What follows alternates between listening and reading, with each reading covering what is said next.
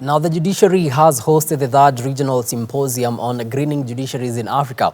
The symposium, which took place in the capital city Nairobi, aims to provide a platform for discussion on the experiences, challenges and potential solutions in the adjudication of climate change claims among judges, practitioners and experts in environmental law. Our reporter Whitney Akinyi has more.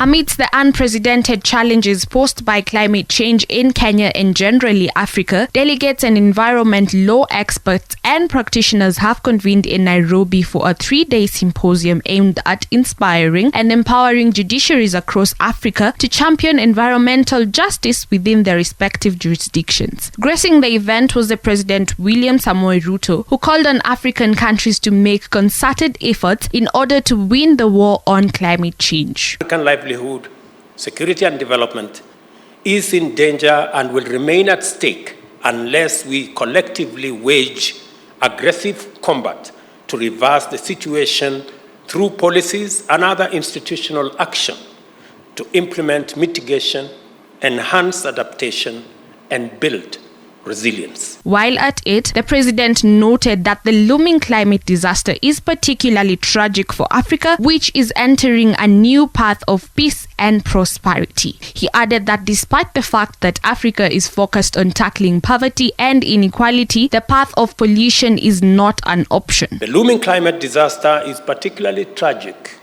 for Africa, which is entering a new, promising era of peace and prosperity as the continent of the future. Many vital indicators affirm that indeed Africa is rising, powered by its youthful population, energy, resources, and hope. Ruto at the same time lauded the judiciary for taking a frontline position in confronting climate change in their areas of jurisdiction. I congratulate you for holding the third regional symposium on green judiciaries in Africa. I also recognize that you are also holding the third Chief Justices Forum on environmental law, as well as the third General Conference of the Africa Judicial Education Network on environmental law. Also present during the official opening of the symposium was the Chief Justice Martha Koome, who acknowledged that the country has made significant strides in enhancing a transformative environmental constitution and encouraged other delegates to be on the forefront in pushing for environmental justice. Our courts are playing a critical role in advancing environmental justice in Kenya by interpreting and applying the Constitution and other laws in a manner that promotes sustainable use and management of our land and natural resources.